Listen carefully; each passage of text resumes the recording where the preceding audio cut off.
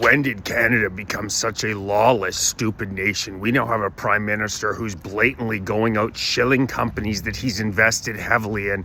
$2 billion investment in so-called clean energy. And Mark Carney is literally out on the stage talking about GE Hitachi and GE Verbosa. These are companies that we definitively know he's invested in. This is breaking Canadian laws.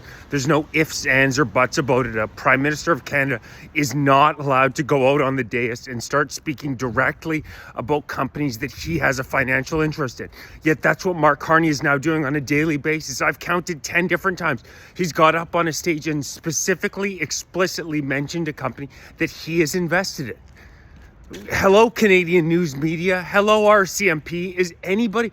Are we such a lawless nation now after the embarrassment of Justin Trudeau getting away with the SNC-Lavalin scandal, We Charity scandal, Green Slush Fund scandal, Arrive Can-App scandal, too many scandals to Grey Point Academy scandal, too many scandals to count? Are we now at a point where the law just simply does not apply to our prime ministers? Because Mark Carney is out on the dais just explicitly name-dropping companies he has explicit financial interest in. And I don't see one article, CBC, CTV, Global News, none of them. They don't mention it whatsoever. So I just want to first put that out there. The fact that we have a prime minister who's just, floating Canadian laws, mentioning companies we know definitively he has financial interests in. The idea that he has a blind trust is a total joke. We know the over 600 companies he's invested in, and now he's just name dropping them, clearly against the law, and nobody's saying anything. What I really want to get into, though, is this ad that Doug Ford ran in Ontario that I'm sure that Carney signed off on, where he overlays Ronald Reagan talking about tariffs in the 70s that has led to the Americans putting an additional 10% tariffs on Canada, on the 35% tariff we already had, which the master negotiator, Mark Carney, was not able to lower whatsoever. Well, the EU got theirs down to 15. Many countries got theirs down to 0.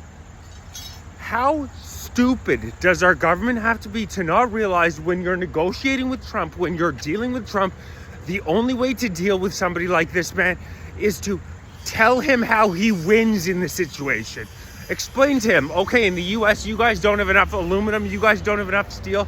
We have it in spades. Let's make a deal that's going to be beneficial to you. But of course, these absolute morons like Carney and Ford think that it's politically advantageous for them to attack Trump. So what they do instead is they launch these ads that, first of all, they're misinformation. If you actually watch the ad, it's not fair to contextualize these quotes from the 70s into the year 2025, of course.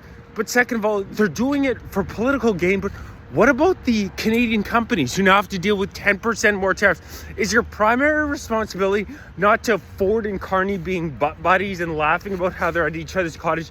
I'm sure they're both making money absolutely hand over fist through this.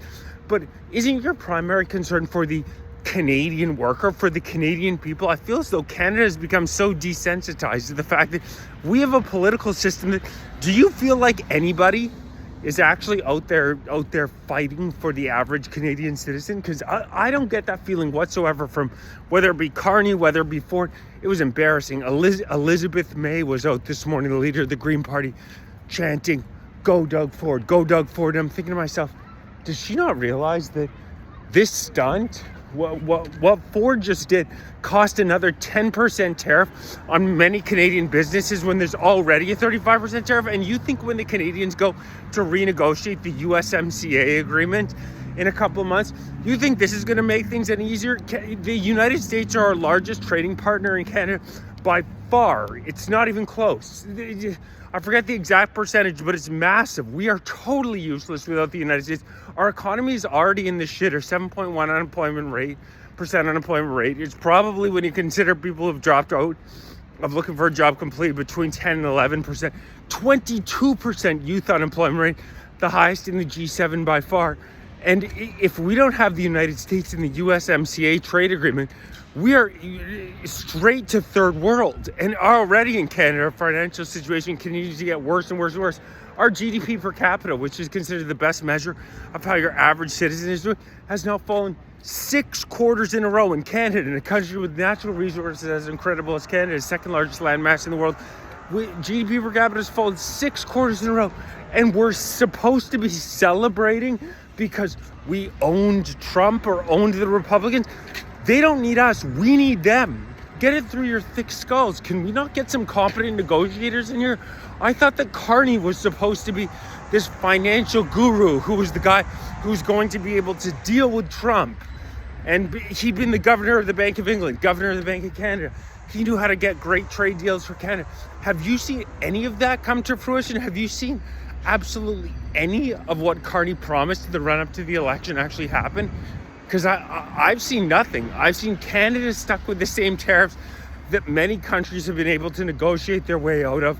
I see a man in Carney who globetrots the world, meeting with other, not even world leaders, but senior financial leaders to get himself rich. I see a Carney who, if you look into the investments that he has, into his investment portfolio with over 600 companies, they have performed fantastically.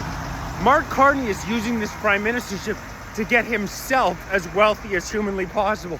The idea that he's fighting for Canadians is so laughable. And also the fact that over 90% of his investments are in America. Over 90% of his investments, he lived his entire adult life in America. Do you think this man loves Canada? Give me a break. He is using our prime ministership. He is using Canada to get himself as wealthy as possible. The average gain on one of Mark Carney's companies is something like 40% since he became prime minister. Many companies that he has ownership in, has a financial stake in, have more than doubled since he became the PM.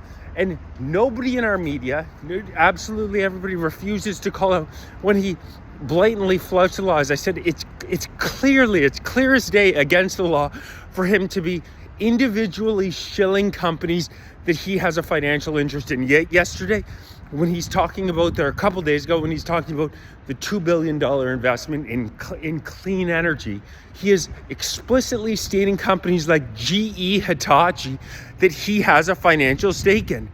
And nobody in Canada will call him out on it. He looked at how corrupt, and this is an evil man, Carney, I truly believe this. He looked at what Trudeau got away with, whether it be SNC Lavalin, We Charity, Green Slush Fund, and he said to himself, I'm going to do the exact same thing. He clearly doesn't love Canada. He's clearly not in this for Canada. He's in here to get himself and his family as wealthy as possible, and Doug Ford's the exact same type of guy. It's sick. We have to keep shouting from the rooftops. The Canadian government, about goddamn time, start representing the Canadian people rather than your own pocketbooks. You sick communist bastards. Canadians are so sick of it, and we demand an election as soon as possible. Stay on your MPs. We need an election. We need an election now. Please like, share, subscribe, join, become a member, grab some gear, donate. Thank you so much for everybody's support. It's really appreciated. We have a crook as Prime Minister in Canada right now.